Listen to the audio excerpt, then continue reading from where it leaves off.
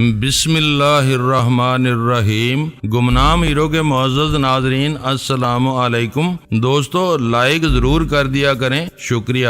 آئیے چلتے ہیں کہانی کی طرف۔ بکواس بند کر لاکھو، تو جانتا ہے ہمارا آسیہ سے کیا رشتہ ہے اور بہن کی عزت کے کیا معنی ہوتے ہیں۔ یہی بہت کافی ہے کہ ہم یہاں سے واپس جا رہے ہیں تمہیں کچھ کہے بغیر۔ آبی نے اپنی آواز کا زہریلا چابک اس پر پوری قوت سے برسا دیا۔ وہ گنگ ہو کر رہ گیا۔ اس میں اب اتنی بھی ہمت نہیں رہ گئی تھی کہ وہ ہم سے نظر ملا سکتا۔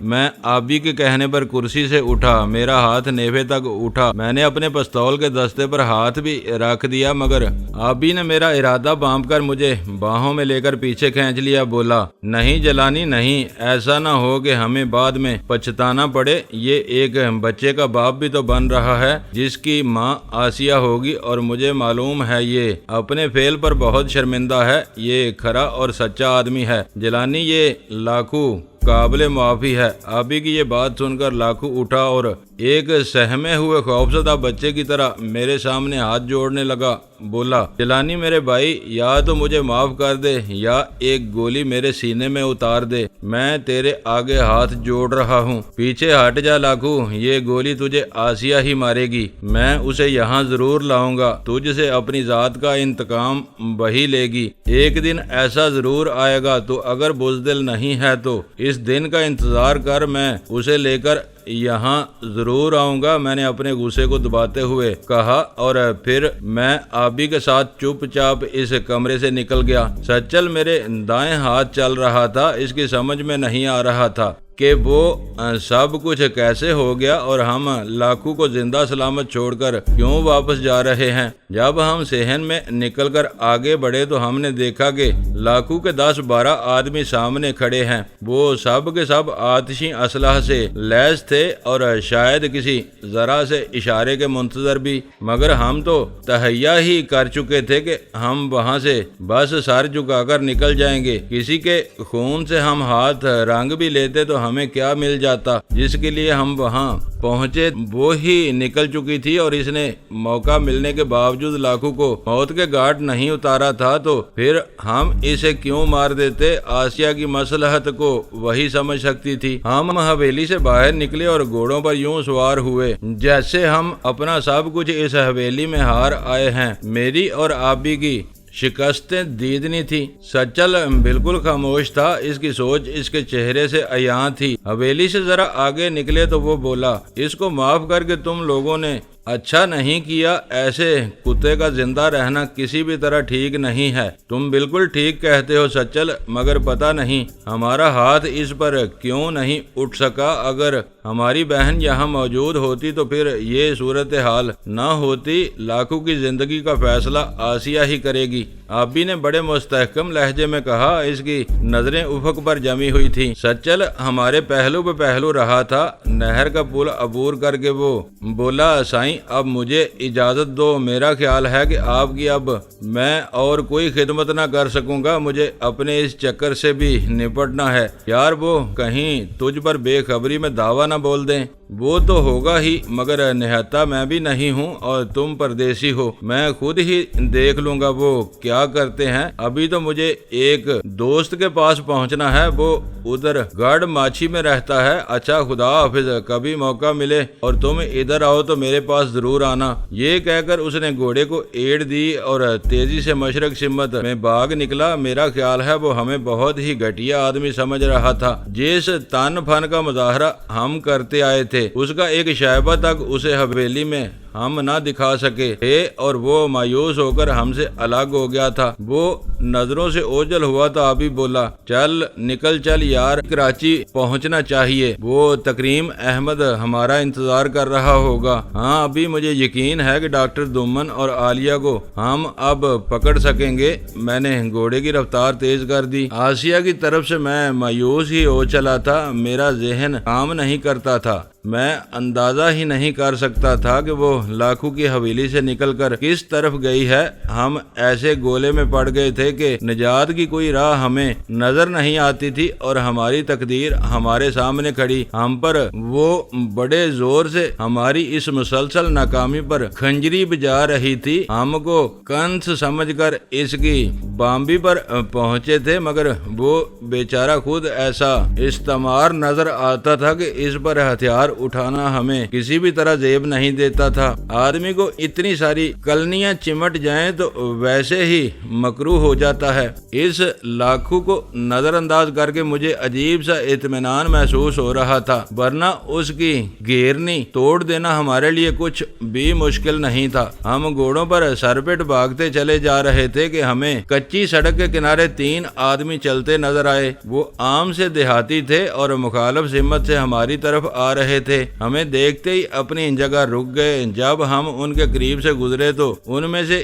ایک آدمی بلند آواز سے بولا، ابے یہ تو کامدار کے گھوڑے ہیں، رات سے غائب ہیں۔ وہ بات میں نے بھی سنی اور آبی نے بھی، مگر ہم رکے نہیں۔ اچانک ہمیں پیچھے سے گولی چلنے کی آواز سنائی دی۔ میں نے پلٹ کر انہیں دیکھا تو وہ تینوں ہمارے پیچھے بھاگ رہے تھے اور ایک آدمی نے ہم پر پستول سے گولی داغ دی تھی۔ وہ تینوں کامدار کے پرندے تھے اور انہیں یہ احساس ہو گیا تھا کہ وہ گھوڑے انہی کے ہیں، ان کو اچھی طرح پہچانتے تھے۔ میں نے چاہا کہ پلٹ کر ان سے 2 ہاتھ کر لوں، مگر اتنے میں ہماری اور ان کے درمیان فاصلہ اتنا بڑھ گیا تھا کہ ان کی گولی ہم تک نہیں پہنچ سکتی تھی۔ وہ تھوڑی دور تک ہمارے پیچھے بھاگے تو صحیح، مگر کہاں آدمی کہاں گھوڑا، اور پھر ہم تو اس گھڑی صبا رفتار ہو رہے تھے، وہ ہماری گرد کو بھی نہیں چھو سکتے تھے۔ ابھی دانت پیس رہا تھا، بڑے غضبناک لہجے میں بولا، یہ کنجر کے پتر بھی ابھی ہمارے حصے میں تھے۔ حد ہو گئی یار، راستہ ہم بدل کر چل، اپنے گھوڑوں کو وہ پہچانتے ہیں اور ان کی تلاش میں بھی ہیں، لعنت بھیج ان پر، راستہ پوچھ کر کسی اسٹیشن پر جا چڑھ،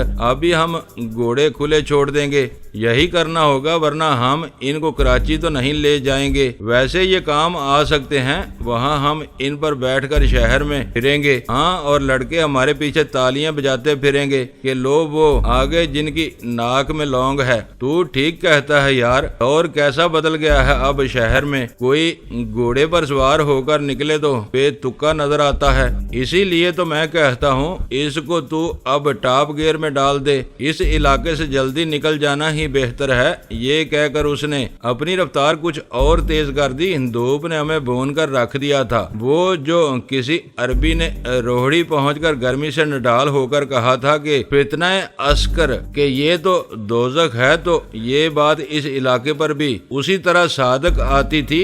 سکر بعد میں بدلتے بدلتے سکھر ہو گیا۔ لوگ کہتے ہوں گے کہ وہ سکھر کی جگہ ہے اس لیے اسے سکھر کہتے ہیں، مگر میرے جی کو تو یہ بات بالکل نہیں لگتی تھی۔ ہم اس روز واقعی جلس کر رہ گئے تھے۔ راستے میں 2-3 جگہ روک کر ہم گھوڑوں کو سستانے کا موقع فراہم کیا، ورنہ وہ بھی اس روز نڈال ہوئے جاتے تھے۔ ہم کوئی 5 بجے تھکن سے چکنا چور ہو کر شکارپور پہنچے۔ معلوم ہوا گاڑی وہاں سے رات کو 10 بجے نکلے گی۔ ہم نے گھوڑے اسٹیشن سے باہر ایک سرکاری عمارت کے سامنے سائیکل اسٹینڈ کے جنگلے سے باندھ کر چھوڑ دیے، اور پھر بازار سے ایک ٹرنک خرید کر ہم نے کرتوں کے نیچے چھپائی اسٹین گنے اور پستول اپنے بڑے سے بریف کیس سمیت اس میں بھر لیے۔ اس کام سے فارغ ہو کر ہم فرسٹ کلاس کی انتظار گاہ میں جا بیٹھے۔ ٹکٹ ہم نے اسی کلاس کے خرید لیے تھے۔ اس انتظار گاہ میں سب سے بڑی سہولت یہ تھی کہ وہاں پانی غسل خانے میں وافر مقدار میں تھا۔ ہم دونوں باری باری اندر جا کر نہائے، اور جب سفر کی تکان قدرے کم ہوئی تو ہم نے اس انتظار گاہ کے ملازم کے ہاتھ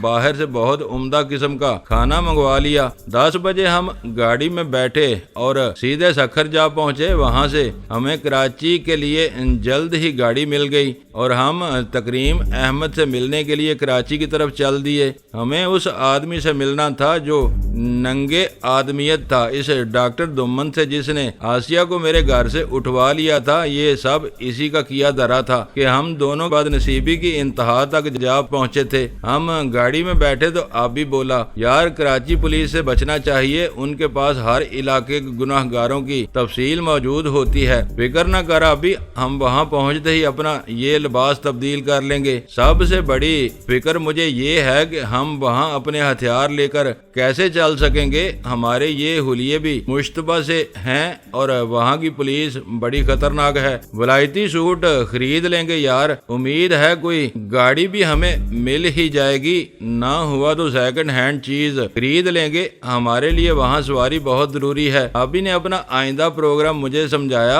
اپنی اپنی جگہ پر ہم دونوں پریشان تھے، لیکن میرے کلیجے میں آگ سی لگی تھی۔ میں آسیہ کو نہیں پا سکا تھا تو مجھے یوں لگتا تھا جیسے اب کچھ بھی باقی نہیں رہا ہے، مجھے اپنے ہر دشمن سے حساب چکا کر نکل جانا تھا۔ میں یہی سوچ رہا تھا کہ اس دمن اور عالیہ سے اپنی ایک ضرب کا بدلہ لے کر میں گوشہ نشین ہو جاؤں گا، بھول ہی جاؤں گا کہ میری کوئی بہن بھی تھی، وہ اپنی تقدیر کا دکھ سہنے پر مجبور تھی، تو میں کیا کر سکتا تھا؟ ابھی بھی مجھے تھکا تھکا سا نظر آ رہا تھا۔ اسے میں نے بلا وجہ ہی اپنے ساتھ باندھ لیا تھا، ورنہ میرا اس سے کیا رشتہ تھا؟ کوئی بھی نہیں، مگر وہ میرا بھائی بن چکا تھا، میرا بازو۔ اپنے شب و روز اس نے میرے مقصد کے حصول کے لیے وقف کر دیے تھے۔ یہ اس کی ایسی مہربانی تھی، ایسی نوازش اور ایسی قربانی تھی کہ جس کا میں کوئی ابزانہ اسے دے ہی نہیں سکتا تھا۔ وہ عظیم تھا، وہ سارے جہان سے عظیم، اور میں سوچتا تھا کہ اگر وہ کسی مرحلے پر مجھ سے میری جان بھی مانگے گا تو میں اسے پیش کر دوں گا، کیونکہ میرے لیے ہر مقام پر وہ سر داڑ کی بازی لگا دینے پر آمادہ رہتا تھا۔ اس جیسا کوئی بھلا مجھے کہاں سے مل سکتا تھا؟ کراچی پہنچ کر ہم نے صدر کا رخ کیا۔ سب سے پہلے تو ہم نے اپنے لیے عمدہ قسم کے سلے سلائے سوٹ خریدے۔ وہاں وہ شرٹ اور پتلون ہی موسم کے مطابق پہنے جا سکتے تھے۔ کئی جوڑے ہم نے اپنے ٹرنک میں بھی بھر لیے، مگر وہ ٹرنک اب ہمیں پسند نہیں آ رہا تھا۔ ابھی نے عمدہ قسم کا ایک بہت خوبصورت بڑا سا سوٹ کیس خرید لیا تھا۔ اسے ساتھ لے کر ہم ذرا باوقار نظر آتے تھے۔ اس کام سے فارغ ہو کر ہم ایک عمدہ قسم کے ہوٹل میں جا ٹھہرے۔ ہمیں اپنے لیے وہاں ایک باقاعدہ اڈے کی ضرورت تھی، جہاں ہماری ضرورتیں بھی پوری ہوتی رہیں اور ہم اپنا کام بھی اطمینان سے انجام دے سکیں۔ ہوٹل صدر کے علاقے میں تھا اور وہاں کی بھیڑ بھاڑ نے آبی کو پریشان کر دیا تھا۔ جب ہم اطمینان سے کمرے میں ذرا جم کر بیٹھ گئے تو آبی بولا، یار جب کسی جنگل میں درندے زیادہ ہو جاتے ہیں تو لوگ سرکار سے کہتے ہیں کہ وہ گولی ماروں کا کوئی دستہ بھیج کر ان کا قلع کر دے۔ ادھر یہ اتنے سارے انسان جمع ہو گئے ہیں کہ زمین ان کے لیے تنگ ہو گئی ہے، پھر بھی ادھر سب طرح سے خیریت ہی نظر آتی ہے۔ اس کی کیا وجہ ہے؟ بکواس نہ کرا بھی، یہ بڑا غریب پرور شہر ہے میرے بھائی۔ جو کوئی بھی ادھر آتا ہے یہ شہر اسے اپنی باہوں میں لے کر سینے سے لگا لیتا ہے۔ تجھے کیا پتا خدا کے کتنے ولی غوث کتب یہاں آ ٹھہرے ہوں گے جو ہر وقت اس شہر کی خیر مانگتے ہوں گے۔ ہاں یہ تو ہے، ورنہ اتنے سارے آدمی ایک جگہ پر خود کو برداشت نہیں کر سکتے۔ وہ کچھ مطمئن سا نظر آنے لگا تھا۔ ہم بہت ہی تھکے ہوئے تھے اور آبی کا مشورہ یہ تھا کہ ہمیں کم از کم ایک رات کی نیند ضرور لے لینی چاہیے، ورنہ ہمارا دماغ خراب ہو جانے کا اندیشہ ہے۔ مشورہ اس نے صحیح دیا تھا۔ رات ہم نے اندر سے تمام کنڈیاں چٹکیاں اچھی طرح بند کر کے ایئر کنڈیشنڈ کمرے میں یوں گزاری کہ ہمیں کسی بھی بات کا ڈر نہ رہا۔ جب ہم صبح اٹھے تو بالکل تازہ دم تھے اور آبی بے حد خوش۔ بستر سے اٹھ کر جب وہ دانت صاف کر کے بولا، یار یہ ایئر کنڈیشنر کیا کہتے ہیں اسے اردو میں؟ بڑے کام کی چیز ہے پیارے، تو کچھ زیادہ ٹھنڈا تو نہیں ہو گیا؟ وہ میری نبض ٹٹولنے لگا تھا۔ بک نہیں ہوئے، میں زیادہ ہی ٹھنڈا ہو گیا بچے، پھر تو یتیم ہو جائے گا، میں نے بستر چھوڑتے ہوئے کہا۔ پھر غسل خانے میں جا گھسا۔ بولا میں ذرا اپنی تفصیل سے غسل کر لوں۔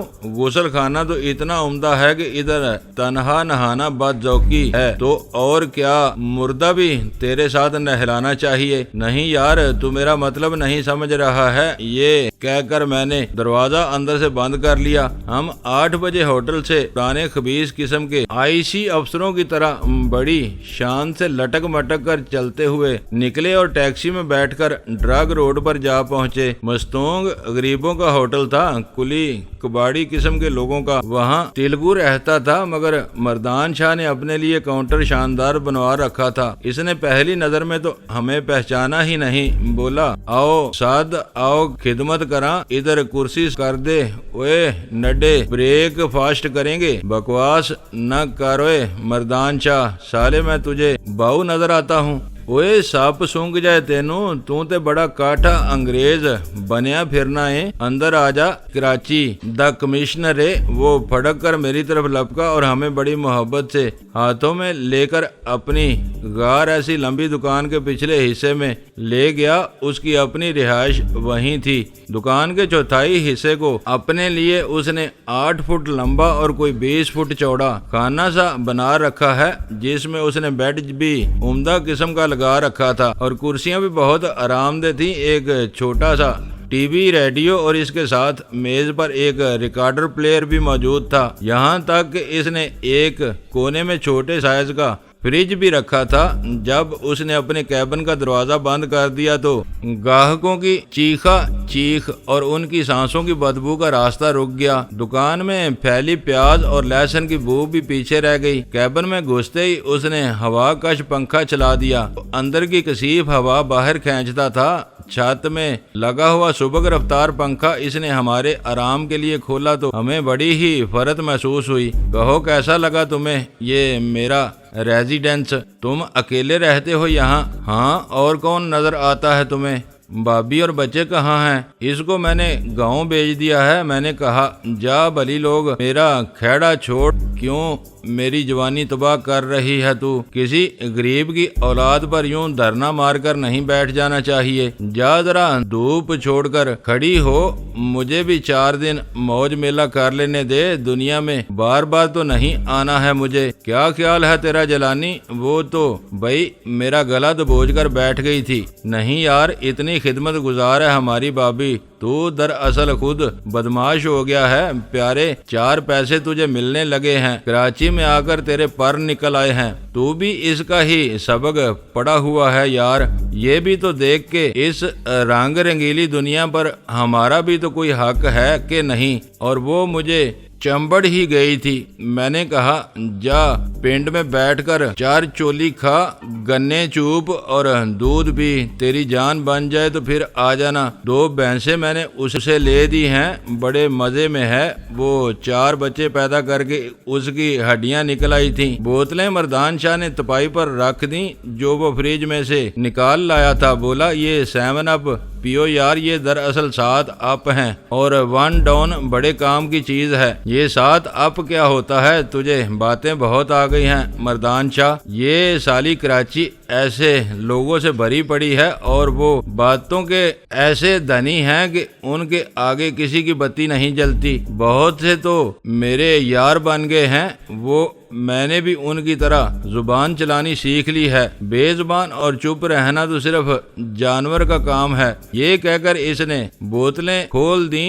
बोला, लो पियो। लोग इसे 7 अप कहते हैं मगर मैं इसे 1 डाउन भी कहता हूँ। नहीं यार, आम सी सोडे की बोतल है। तुम मान ही नहीं रहे। ईमान से ये बंदे की ऐसी ट्यूनिंग कर देती है ये बोतल के फिर सारा दिन इसके कार्बोरेटर में कचरा नहीं फंसता। हाँ, सच कह रहा हूँ मैं, तेरे सर की कसम। इसकी ये बातें सुनकर आप भी खिलखिलाकर हंस दिया। मर्दान शाह हमसे मिलकर खुश हो गया था और हंसी इसकी पसलियों से फूट रही थी। जब हम बोतलें पीकर सिगरेट सुलगा चुके तो वो बोला, यार वो तेरा एक आदमी इधर आया था, तरकीम शाह, वो अपना पता दे गया था मुझे कि तू इधर आए तो मैं वो तुझे बता दूं। तरकीम शाह नहीं भाई, इसका नाम तकरीम अहमद है। तूने इसे भी शाह बना दिया है। मैं तो समझता हूँ कि वो शहनशाह है, बेतहाशा पैसे खर्च करता है। एक मुटियार भी साथ लिए फिरता है, वो मेरा ख्याल है वो इसने इधर से ही ईड़ी है कहीं से। आदमी वो जरा मौज पानी वाला लगता है मुझे। ले ये रहा इसका एड्रेस। ये कहकर उसने अपने बटुए में से एक पर्ची निकालकर मुझे दे दी। मालूम ये हुआ कि वो तारक रोड पर ठहरा हुआ था। इससे एड्रेस लेकर मैंने अपनी जगह से उठ गया। मर्दान शाह बोला, अब कहाँ जाएगा तू? मैं तारक रोड जा रहा हूँ, जैसे ही फुर्सत मिली हम इधर आएंगे। अभी तो तुम हमें इजाजत दो। ठीक है, कुछ वक्त निकाल कर आ जाओ, शाम को फिल्म भी देखेंगे, जरा घूम फिर भी लेंगे। ये कहकर वो हमें रुखसत करने के लिए बाहर सड़क तक आया और फिर बड़ी मोहब्बत से हमसे हाथ मिलाकर वापस चला गया। टैक्सी में जब हम बैठे तो अभी बोला, यार ये बड़ा जबरदस्त आदमी है ये मर्दान शाह, लगता है इसे कोई फिक्र ही नहीं। हाँ, इसे जीना आता है। बड़े पतले हाल में था जब ये कराची आया था, मगर अब इसने अपने पांव जमा लिए हैं। इसका होटल खूब चल रहा है। हाँ ये तो है, एक हम हैं कि हमारे पांव का चक्कर ही खत्म नहीं होता। आबी ने बड़े हसरत भरे लहजे में कहा, अपनी अपनी तकदीर की बात है आबी, तुझे तो खैर मैं मौत की तरह चिमट गया हूँ, वरना तेरा रास्ता तो बिल्कुल साफ था। वो मेरी इस बात का मफहूम समझ कर बोला, तू ऐसी बातें न किया कर जलानी, तू अभी तक दोस्ती का मफहूम नहीं समझ सका। इससे भी आगे एक मंजिल है, अगर तू इस तक कभी नहीं पहुँच सकता, शायद तेरे दिल का शीशा साफ नहीं हो सका। क्या मतलब है तेरा प्यारे? किस मंजिल की बात कर रहा है तू? सरमद वाली मंजिल, गुनाह का मरहला, खुद को मिलिया मेट कर देने का मुकद्दम। तेरे लिए मैं सब कुछ कर सकता हूँ प्यारे, मगर लोग आसान समझते हैं मुसलमान होना। दुआ कर हमारा ये सफर जल्दी खत्म हो जाए, इस दुमन से निबट कर जल्दी वापस चले जाएं और फिर सुख की नींद सोएंगे। तुम अलमास के पास जा रहोगे और मैं सीधा मसनद आरा के पास चला जाऊंगा। ये काम मुझे जल्दी करना होगा, वरना वो सरवरी किसी सुखेरे की बात कर रही थी, वो उसे इसके हवाले कर देगी। अभी ने मेरी बात सुनी अनसुनी कर दी। अलमास के जिक्र पर उसकी सोच खुदा जाने किधर से किधर निकल गई थी। जब तक गाड़ी रवां रही वो खामोश रहा। अलमास का नाम सुनकर वो उदास हो गया था, हालांकि वो उसे मेरे सामने गालियां भी देता रहा था। उसके तल के खातर की गहराई का मैं अंदाजा ही न कर सका था। वो अलमास को अपनी कल्बी महसूसात में कुछ इस तरह गूंद चुका था कि वो खुद को इससे किसी भी सूरत अलग नहीं देख सकता था। गाड़ी तारक रोड के वस्ती चौक से दाएं तरफ मुड़ी तो ड्राइवर बोला, मेरा ख्याल है मैंने आपको ठीक जगह पहुंचा दिया है। आपने बिल्डिंग का जो नंबर दिया था वो सामने लिखा है। उसने कमाल कर दिया था, वो कराची के चप्पे चप्पे से वाकिफ था और उसने आंखें बंद करके हमें बड़ी आसानी से हमारी मंजिल पर पहुंचा दिया था। हमारे सामने एक बड़ी सी 3 मंजिला इमारत थी, जिसमें यहाँ से वहाँ तक बहुत से फ्लैट बने हुए थे। गाड़ी से निकलकर हम इसकी पहली मंजिल में जा घुसे। हमारा मतलूबा नंबर सामने ही था। दरवाजे की घंटी पर मैंने हाथ रखा तो चंद सातों के बाद ही किसी ने दरवाजा खोल दिया। हमारे सामने एक बहुत ही सजी संवरी दराज कद औरत खड़ी थी। इसने हमें देखा तो साड़ी का पल्लू अपने सर पर डालती हुई बड़े ही नरम लहजे में बोली, आपको किससे मिलना है? हम तकरीम अहमद साहब से मिलना चाहते हैं बीबी, अगर वो घर पर हैं तो इन्हें बता दें कि हाशिम खान आया है। मैंने दरवाजे से एक तरफ हटते हुए कहा। आबी भी इस औरत को देखकर सटपटा सा गया और साथ साथ बने दूसरे फ्लैटों के दरवाजे पर लगी तख्ती पढ़ने लगा था, यूं जैसे वो अपने चेहरे के तासरात को छुपा लेना चाहता हो। आपका नाम हाशिम खान है? जी, ये मेरे दोस्त हैं SG MM पीरजादा साहब। आप अंदर आ जाएं, तकरीम साहब बाहर गए हैं, मगर वो जल्दी वापस आ जाएंगे। मुझे वो कह गए थे कि आप आए तो आपको मैं अंदर बिठा लूं। आपकी बड़ी मेहरबानी है बीबी,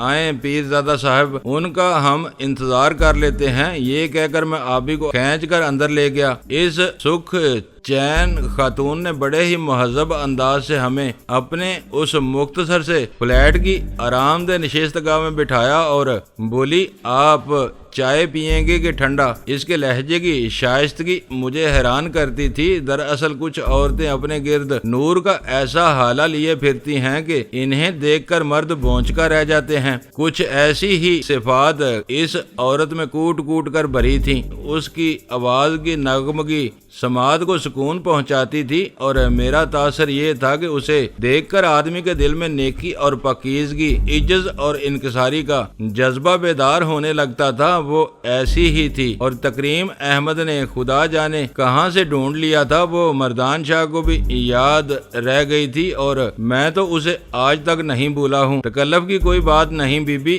آپ اطمینان سے کمرے میں بیٹھیں، فریج سامنے ہی ہے، اور اس کی خوبی یہ ہے کہ اس میں تالا کوئی نہیں ہوتا، ضرورت ہوئی تو ہم خود پی لیں گے، اس میں کچھ نہ کچھ تو ضرور ہوگا۔ میں نے اپنائیت سے لبریز لہجے میں کہا، ہاں اس میں ٹھنڈی بوتلیں رکھی ہیں، پانی کی بھی اور کوکا کولا کی بھی، میں آپ کے لیے کھانا پکا لیتی ہوں، دوپہر کا کھانا تو آپ کو ادھر ہی کھانا ہوگا۔ یہ کہہ کر اس نے چھت پر لگا پنکھا کھول دیا۔ ہاں یہ اچھی تجویز ہے، آپ شوق سے پکائیں۔ آبی نے اپنے حصے کی گفتگو شروع کر دی۔ میرا خیال ہے کہ اسے میری اتنی طولانی گفتگو اس خاتون سے پسند نہیں آئی تھی، وہ اپنی طرف بھی کچھ اضافہ کرنا چاہتا تھا۔ وہ اس کی بات کا جواب دیے بغیر دروازہ اپنے پیچھے بند کر کے دوسری طرف نکل گئی۔ آبی بولا، یہ تم ہر عورت سے پیچا کیوں لڑانے لگتے ہو سکتا ہے یہ تکریم احمد کی ماں ہو، بہن ہو، یا ہو سکتا ہے کہ تکریم احمد کی بیوی ہی ہو، یہ اس کی کوئی بھی ہو سکتی ہے،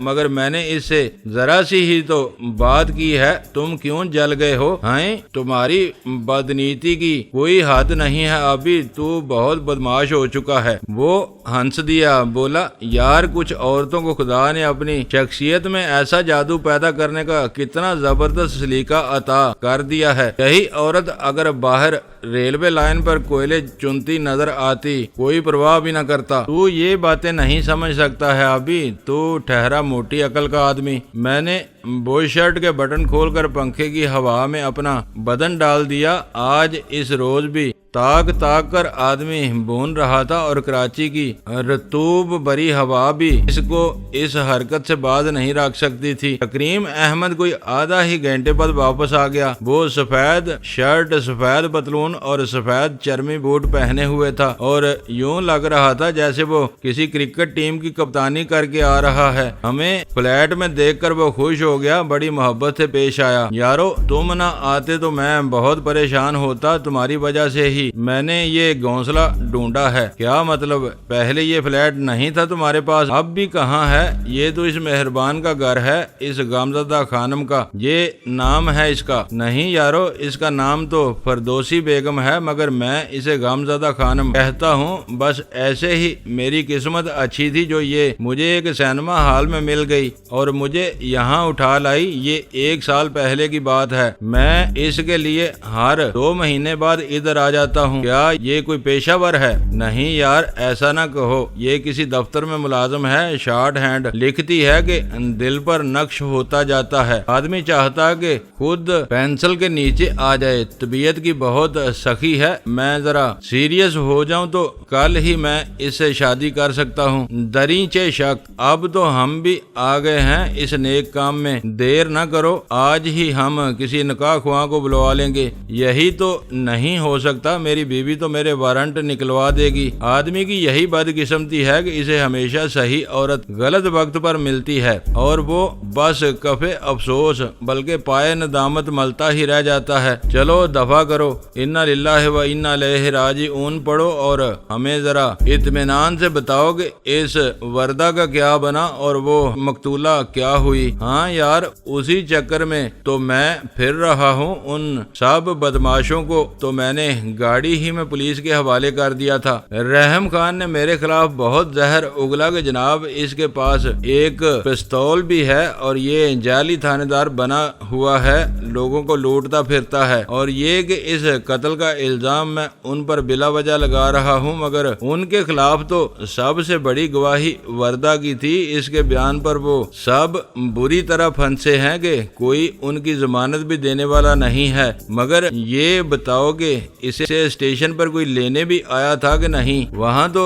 کوئی نہیں آیا۔ میرا اپنا خیال یہ ہے کہ وردہ کو پولیس کی حفاظت میں چلتے دیکھ کر وہ لوگ سامنے نہیں آئے۔ میں نے تو کراچی اسٹیشن پر پہنچتے ہی ان لوگوں سے جان چھڑانا چاہی تھی، مگر وہ میرے بیان کو بہت اہمیت دے رہے تھے۔ مجبوراً مجھے تھانے جانا پڑا۔ وہاں میں نے جو کچھ ضروری تھا انہیں الفاظ بتا دیا۔ مگر ہمارے بارے میں ان سے تم نے کیا کچھ بتایا؟ کچھ بھی نہیں۔ میں نے کہہ دیا کہ ڈبے میں سوار 2 آدمیوں کو ان لوگوں نے ان سے روپے چھین لینے کے بعد گاڑی سے باہر پھینک دیا تھا۔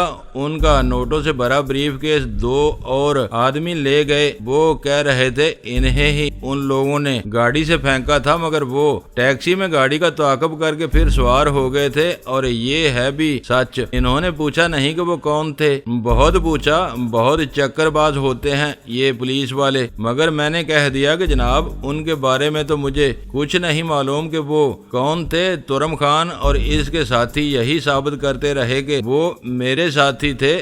میں نے بھی یوں کیا کہ اپنا نام، ولدیت، پتہ، شتہ سب کچھ غلط لکھوایا۔ اب میں ان کے سامنے کبھی جاؤں گا ہی نہیں۔ تو اس کا مطلب یہ ہے کہ وردہ ابھی تک ان کی تحویل میں ہے؟ نہیں بھائی، مجھے ابھی معلوم ہوا ہے۔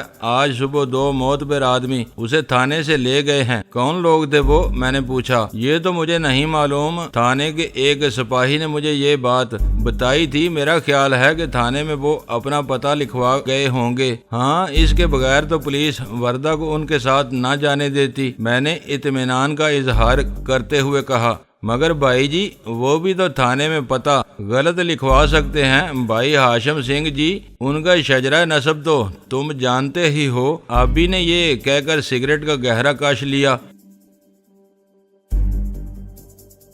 دوستو، ویڈیو کو لائک ضرور کر دیا کریں۔ ISI پاک آرمی زندہ باد، پاکستان پائندہ باد۔ معزز ناظرین، اپنا خیال رکھیے گا اور اپنے اس چینل کا بھی شکریہ۔